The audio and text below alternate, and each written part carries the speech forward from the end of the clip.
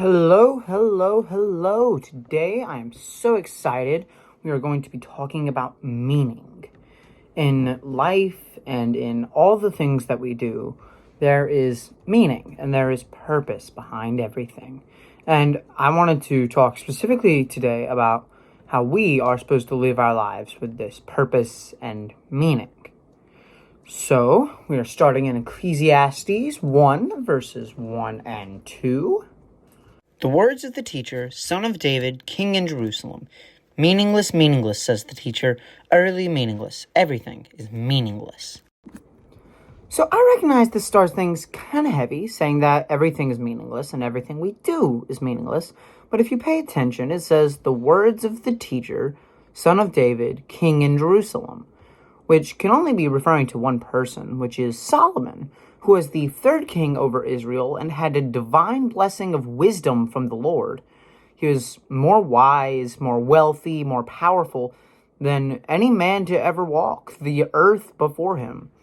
So for him to say everything is meaningless, for the guy who has so much success and has everything that we would consider good things as humans, he says it's all meaningless and worthless, which is very interesting. And we continue that in chapter 1, verses 10 through 11, saying, Is there anything of which one can say, look, this is something new? It was here already, long ago. It was here before our time. No one remembers the former generations, and even those yet to come will not be remembered by those who follow them. So this is not only a sad passage of Solomon grieving that everything one can do will be forgotten, but also it's ironic, considering that Ecclesiastes itself, the book Solomon wrote this in, is thousands and thousands of years old. And so it's interesting to say that no one will remember this, but this key text, Solomon, has been remembered for thousands of years. But his point is trying to say that eventually everything that is done has been done before. Everything that has been done before will be done again. He says, what is the point of doing it in the first place? And he also says that it's not for fame and for glory because it'll be done again. And so Solomon is in this key place of not understanding what he wants, because when he had his 400 wives, that's not what God asked from him. So he gave up what God asked for him for what earth considers success. And he's finding that earth considered success is not very successful. But we continue in verses 12 through 14, saying, I, the teacher, was king over Israel and Jerusalem. I applied my mind to study and explore by wisdom all that is done under the heavens. What a heavy burden God has laid on mankind.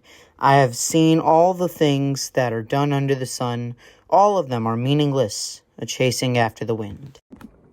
So Solomon yet again says that everything is meaningless and that he has studied everything under the heavens. He has seen everything under the sun. And he says that all things are meaningless, or as he also puts it, a chasing after the wind. You're chasing after something you can't catch. It will forever keep running, and it will forever be uncatchable. But yet, he's saying that doing these things is like chasing after something that can't be caught. But as said before, he also is talking about earthly success and earthly standards of success. Money, fame, fortune, relationships, all of that goes away. But as we see in Romans 8:28, there's something that doesn't. And we know that in all things God works for the good of those who love him, who have been called according to his purpose. So we see here now that there is more than just this earthly purpose of money and fame and success, but now that there's this purpose of God who loves us and cares about us and genuinely wants what's best for us. And so to answer the previous question, meaning. What is our meaning in life? What is our purpose on this planet? It's to serve God and to live for God. Because God will never let us down. God will never fade away. God will never leave us. And He's the only thing that can fulfill us.